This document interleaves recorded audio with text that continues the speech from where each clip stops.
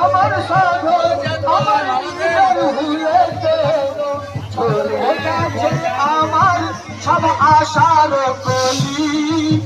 চলে গেছে আমার সব আশার কলি এসেছি তোমার দ্বারে দাও চরণের ধুলি এসেছি হাজার দ্বারে দাও চরণের ধুলি ও গো দয়াল খাজা তা আল্লাহর ওলি ও গো দয়াল খাজা তা আল্লাহর ওলি এসেছি তোমার দ্বারে দাও চরণের ধুলি এসেছি তোমার দ্বারে দাও চরণের